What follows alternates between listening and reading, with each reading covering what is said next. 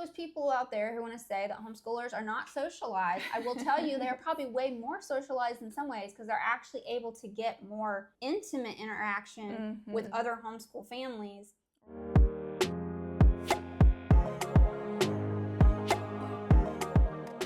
Well, hey there, and welcome to Shine Bright Homeschool. Well, I am so excited. This is the first collab video that I've actually done with somebody. Instead of showing you a book or reviewing some sort of homeschool tool, I'm super excited to have my friend here who has been literally my friend since we were 7 years old. This is my friend Sarah, and she is a homeschool friend. So she went through homeschooling. We actually met at a homeschool gymnastics class when we were 7. So we have gone through a lot of homeschooling experiences together, and it's been just a blessing to have someone seriously for almost the past 30 years just been together with each other and experience a variety of things that we have in common. So we're just going to talk a bit about our homeschool history and our homeschool experiences. They vary a little bit. We're going to also talk about the pros and cons of our homeschooling, in our opinion, homeschooling life, and just some other things about why we would choose to homeschool. What I would like to do is into 2025 in January, I would love to do a video talking about our college experiences, which was transitioning from being homeschooled to college. So please make sure, if you're new to my channel, that you subscribe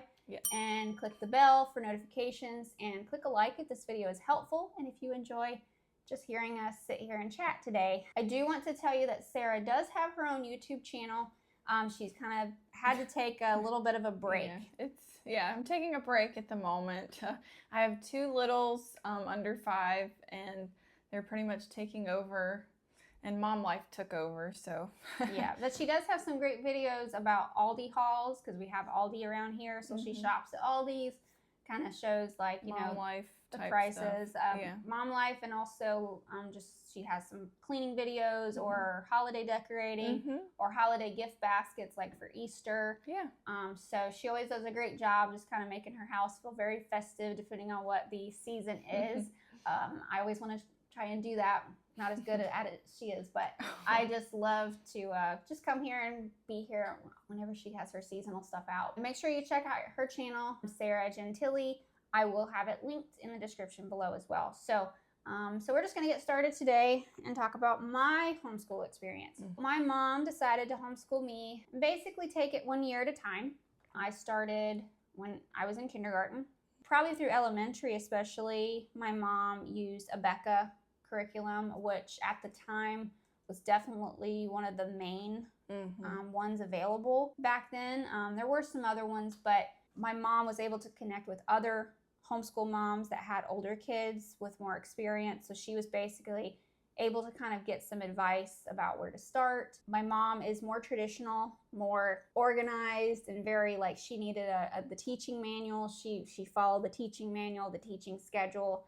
She was not go with the flow. She wanted something that she knew what to do, and she did it. So Becca really was good for that. And I will say that for me personally, and I haven't experienced teaching in kindergarten because I did not teach my son in kindergarten homeschool. I didn't start him till 4th grade homeschooling him. So I don't know from personal experience for teaching, but I will say experience teaching from my mom in kindergarten with Becca, I feel like was top of the line. Like when it comes to the foundational parts of language, grammar, math, you know, reading, writing, all those things, I felt like Becca is really one of the better ones. Like the phonics, all that really was a great foundation for me when it came to just how they introduce, you know, Becca teaching. Now, I will say that my son, when he was in daycare, in pre-K, he was in daycare, and it was an actual Christian daycare, and they did use a Becca curriculum. So he did have a little bit of exposure to that as well. So, and it seemed to work really well. And then he went into a different school where they didn't use a Becca. So I kind of saw that he was started to lack when he left that Abeka teaching. If I would have known what I know now, I probably would have supplemented at home and done a little extra elementary Abeka teaching, not realizing what he wasn't getting at public school. The main great thing about homeschooling, being able to have flexibility, we went on trips as a family. My mom was a stay-at-home mom. We would go on little trips to visit family out of town or whatever, and it was nice because school was never an issue. So it was a great experience. I got to go on all these field trips and stuff, more field trips than just locally. If we were traveling to a different state, we'd go and see a fort, and my mom would always want me to write a paper about it or whatever. So normally I was not too excited about that part of it. But so yeah, it was a really good experience. And then towards middle school, I'll say around more towards high school, we started to switch things up a bit. I think there was like apologia science we did for biology and human biology, so it wasn't Abeka anymore. Going into pre-algebra, we did not use Abeka. We used another type of algebra, which I've seen before, but I cannot think about the name of it. It was a video course. I mean, it got me through. I did pre-algebra, algebra 1, geometry. I can't remember what else, but it got me through. Right. But it probably wasn't, like, I remember Mom and I struggling through algebra. It was definitely not either of our strong suits. Then for a while, we did what was called Switched On Schoolhouse, which isn't called, I don't know if it's called that anymore. I do remember it was online where I would read, text on the computer. It was a CD-ROM, for all those who know what CD-ROMs were. And you'd pop it in, CD in for the subject, and then you'd read along or you'd listen to an audio clip about it, and then you'd basically go through questions for the lesson. And that worked for a couple years. It was more of a do it yourself thing. So I was able to do that, and Mom was a little bit more hands off. It worked. I wouldn't say that was the best thing for me. I think I just got through it and didn't really probably pick up on it as much. Probably the best experiences that I had in the high school homeschooling was a chemistry and biology class that was done by another homeschool mom locally. And she did a class of... I forgot that you did that. Yeah, it was like, I want to say like maybe 6 or 7 kids. I can't remember if it was every week or every other week. But my mom did not want to do the chemistry, and she did not want to do the dissecting.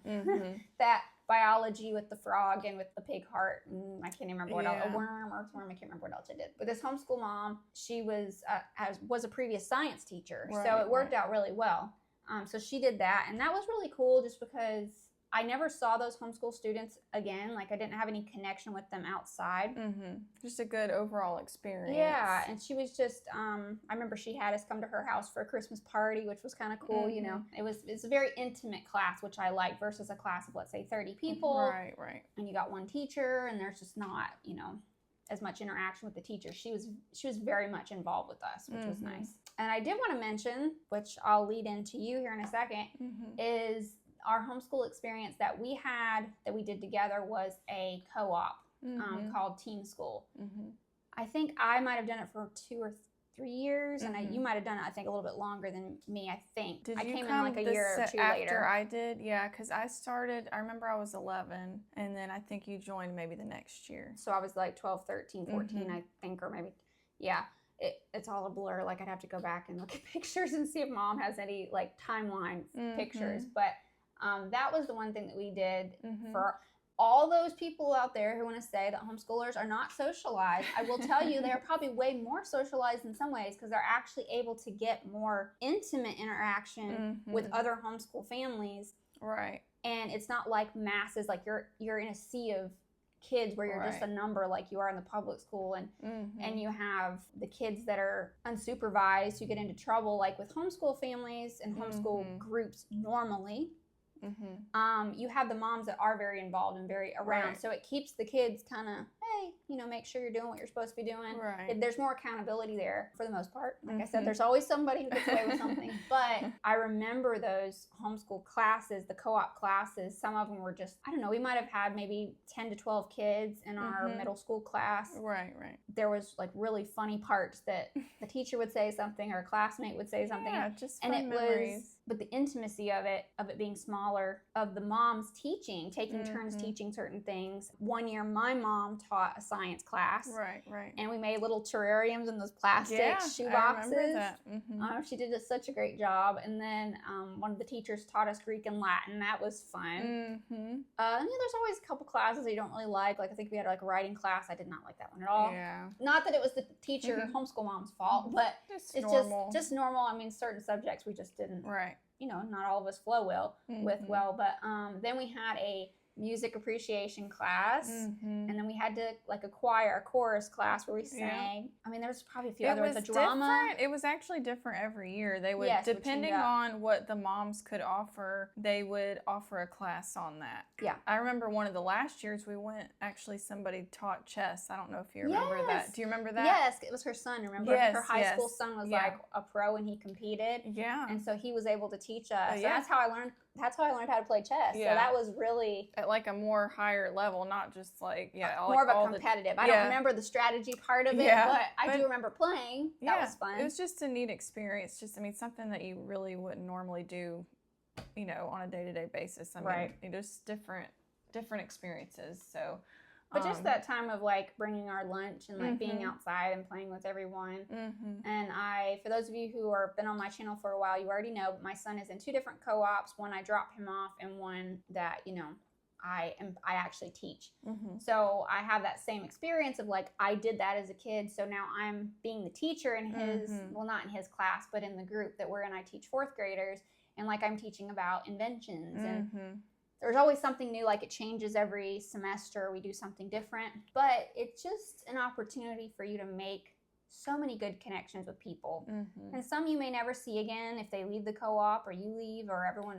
But that's just how life works. That's how life is. But like if you can look back on it and say it was enjoyable, then that provides to me more of a rich educational experience than a lot of public schools do. Oh, yeah. So to finish out my history, sorry, we got on a tangent there, but my history was just that, when I graduated from high school, my mom had me, while I was in high school, part of a homeschool association in our state. And so they kept all my credits, my high school credits together. My mom would submit those in. And then they actually did a graduation ceremony with the homeschool association. So I was able to basically walk and have a normal graduation with probably, I would say, 20 students or under that were in our county or in our area. So that was nice, like to have that as like a real thing. And like I had my grandparents come and some family friends came. So it was a legit real experience. And it was so good for my mom, who felt like, yes, she had completed something great for me, and all that years of sacrifice and hard work had paid off at that point. That's right. And then I was able to transition into a local technical college, which again we'll get into in our next video. But I will say, for all the people who are like, oh, is so-and-so going to have an issue with college? I had family members who were basically looking at me like, is she going to be okay in college? I didn't go away to college. I stayed local. I worked. I lived at home. I saved a lot of money. I didn't go off to college, but even if I did, I would have been okay, because the homeschooling environment made me very capable of seeing things in a mature way. And I was so prepared for, even though I had the jitters of like college and being taught by people I didn't know and going through, classes that I didn't like in college, it was not as much of a shock. No, I went into it very easily. And it turned out to be a very positive college experience for me.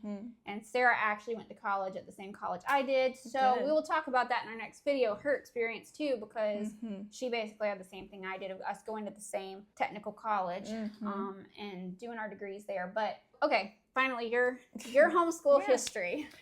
Oh, goodness. Okay, well, let's see. So whenever we were homeschooled, I feel like homeschooling was almost kind of on the brink of being like a newer thing. Yeah. It's not as popular as it is these today, days. Yeah. It's actually grown a lot. There's millions of homeschoolers now versus the small community. So it was a lot smaller, and it almost seemed like homeschoolers were like the odd, And if you were seen kids. like out and about, in public, they looked at you like you were some diseased person. Like, why are you not in school? And I remember we'd get asked that. We'd be like, why is your child not in school? And it's like, because she's homeschooling. She's okay. You know, she's already done her school for the day. Right. So yeah, it was very like not looked at. Right. At least in our area, maybe in other areas of bigger cities, but here it wasn't big yet. So it was newer back then. And my mom specifically, she wasn't really sure the main reasons why. Obviously, hindsight is 2020.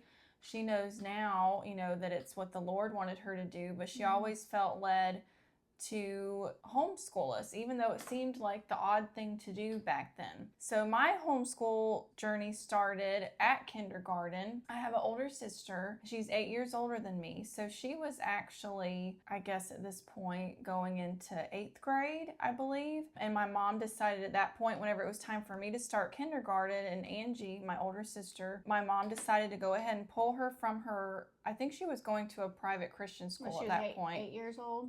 She was 8 when I was born, but I think she was about 12 or almost 13 whenever my mom actually pulled her to homeschool. Okay. Because I was going into kindergarten at that point. She would have been 7th or 8th grade. Mm-hmm. Yeah. So my sister started homeschool at 8th grade, I believe. I was kindergarten. I don't really remember those years a whole lot, obviously, because I was young. But I do remember us being really involved as much as we could in my church. Probably some of the ones that I remember the most is actually when you came into my life, which was 2nd grade, 3rd grade almost. 2nd, 3rd grade. Because at that point, our mothers became friends and they started sharing their homeschool journey together. We actually, I think your mom shared the Abeka videos. Yes. Oh, that's this whole totally thing I forgot to say. Yes. I can't believe I forgot that. When we did do Abeka, my mom found out about the VHS. Yes, VHS. Homeschool videos from Abeka. And that was in 3rd grade. Yeah. And I totally forgot about that. Thank you. 3rd, 4th, I told you my brain's a little scattered. 3rd, 4th, and 5th grade for sure. Yeah, definitely. We did the VHS tapes. Because we did it together. Right, where our moms would basically let us watch the video classes, and that was in class. Like they would. It was a teacher in a classroom with the students, and that was out of Pensacola. Pensacola, so it was Florida, pre-recorded. So we had some of the same teachers for like 3 years. Where we would say, "Hey, did you watch this day's video yet?" The teacher said something really funny. So that was kind of cool because that was the first big experience of like us having like a classroom type setting. Right. We got to watch them. I remember I had my desk set up either in my room or in the kitchen, depending on where it was at in our house. And I'd have my TV with the VHS connected to it. And every morning I woke up, we had Bible, history, math, science, and language. And I remember going art through too, we had art sometimes. So we had the books and the program, and we would follow along with watching the teacher and the students every morning, just put in that day's tape. And you felt like you were actually a part of it because the teacher, they would say, okay, students watching at home, and they would talk to us. You actually went and met one of our teachers in Florida. I actually met 3 of them. Oh, you met all 3 of them? The first one I met, because my grandparents lived down in the Mobile, Alabama area, so they lived near Pensacola. My grandfather actually worked in Pensacola. So I was able to go and meet our teacher, Miss Mako. She was for our 3rd grade class. So my mom was like telling my grandmother, hey, can we stop by Pensacola Christian College and their private school for the elementary grades and meet Miss Mako? Because they always would say, hey, if you come down to Pensacola, make sure you stop by and see us teachers. So I saw Mrs. Mako that year. And then Mr. Bowman. Was he 4th and 5th? Yes. And then the other one, I cannot remember her name. I don't remember. She had blonde. She was blonde. I cannot. Her name changed, I think, because she got married. But I do remember. My mom would probably know. My mom remembers the names more than I do. But Mr. Bowman and Miss Mako were the main ones, and then one other lady. She was in 4th and 5th grade, I believe. But yeah, that was really cool experiences having that. So as far as school goes, that is what I did for my schooling every day, was during 3rd, 4th, and 5th specifically was the Abeka videos. But on the side, I was actually heavily involved in gymnastics at the time, which is where we met in a homeschool gymnastics class. I'm not sure how long you stayed in gymnastics after that. Because there was at one part where I was competing. I thought you were 12 and 13 when you were competing. Okay. I didn't compete, so that's when I backed out of it. I did gymnastics starting at the age of 4 until I was about 13. I got into missionettes or whatever, like the preteen girls group at church, and I was out of gymnastics by then. Okay. So I was like 12, and so I must have got out of gymnastics around 11. Okay. Yeah. My mom always did a great job of making sure we had something else going on outside of just our school, and we were doing stuff in church. We were always doing stuff in church. We were always involved in some sort of sport or activity for the most part, at least during those main younger years. David had soccer. You had piano. I did do some piano for a season. Yeah. I think it was about a year. When I was about 10, I took piano. So she always made sure we got to experience. Sewing class. Yes. She did a lot more stuff than I did. I remember. I was getting ready to share that. Yeah. I remember she did a lot more stuff than I did. I traveled more with my parents. I did trips with my dad's work and stuff. So you got to travel and see a lot more places. I went to Washington, D.C. I went to Florida. I went to parts of New York. I went to Georgia or Alabama. And then when I was in high school, I even got to travel, when I was 15, 16, I got to travel to Hawaii for a work trip with my dad. Yeah. Also did a round trip for a youth event. We drove all the way out to Texas on a tour bus, went up to Minnesota, and then came back home. So I did a lot more traveling. I was an only child, so it was easier for my parents in their situation to just take me. I did go to my grandparents a lot and would stay there for a couple weeks, and I would have to do school while I was on the road, or while we were on vacation. I remember you taking all your school stuff with you. I had the little teeny tiny TV that you could carry that had the VHS with it. And when we got that with the video classes or whatever, Mom would just say, okay, make sure you have all the tapes that you're going to need for when we're gone. And I would take a stack of books and a stack of VHS tapes and take that little portable television VCR unit, and that would be what we would do. And it was great, though, because then there were times where we did school ahead of time. Right. Your mom was good about you kind of starting early. Yeah. We kind of because my mom had my sister and myself and my younger brother, it was we just went with the flow type of thing. But during the 3rd, 4th, and 5th was the Abeka videos. But then in 6th grade, I don't think you did this, but my mom wanted to try the Little House on the Prairie program. Do you remember that?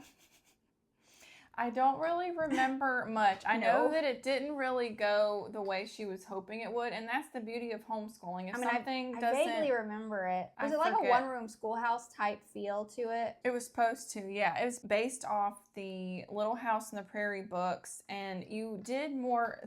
The funny thing, the only thing I really remember is learning that the kids blew up a pig's bladder and turned it into a ball to play with whenever they were on the prairie.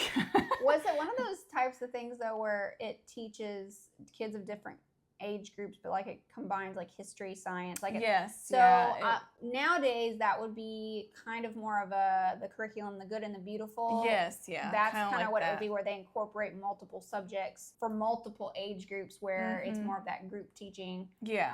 I don't know technically what's that's called, because I only teach one. So, but that makes sense. Yeah, and it was very interesting. But the one thing that was hard for my mom, I can't remember if she started working at this point, but she did have a part-time job. It was I think it was demanding more of her having to create the planning and stuff. Yeah. But I just remember for about half the school year, we did that, and then she had to switch gears and do something else because it just wasn't flowing. And that's the beauty of homeschooling. If things just aren't you just change it up. Going the way you hoped it would, you can try something else.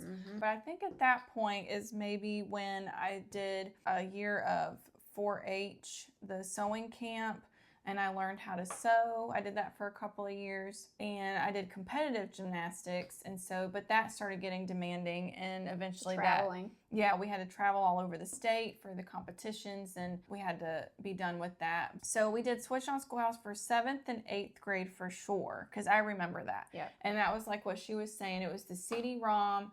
I remember we had our schoolroom set up, so my younger brother, he was doing his grade on the computer behind me, and I had my computer. We had computers in this little room, and we would sit in there and do our schoolwork and have our lunch break. And whenever the day was done, then we could carry on and play and do whatever. And the beauty of it, too, is we could go out and, if it was a beautiful day, take a little break and go out and get some fresh air whenever we needed to. Go play with the dog, you know, just kind of clear your head of getting away from the computer for a little bit. Because I feel like spend time being kids, not just being students. Right.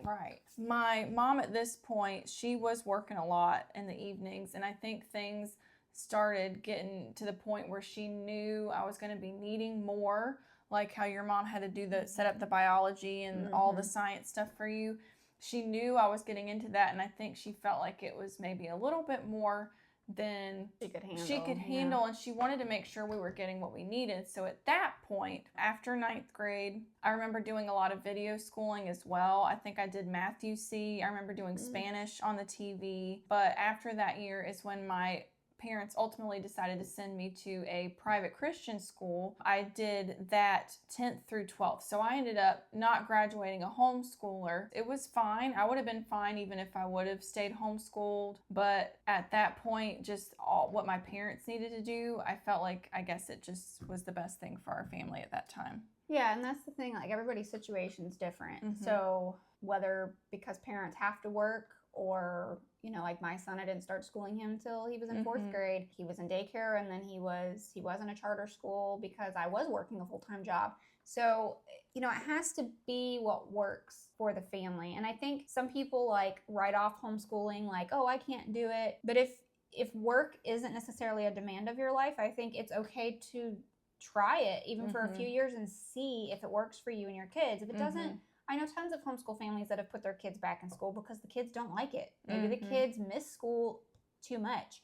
Maybe there aren't good co-ops in your area, not as many homeschool outside activities like sports or whatever in your area. Like it really does depend on where you live, what your finances are, what your capabilities as a homeschool parent are. I know some a former coworker of mine who she works full time, and her husband actually homeschools their 3 kids.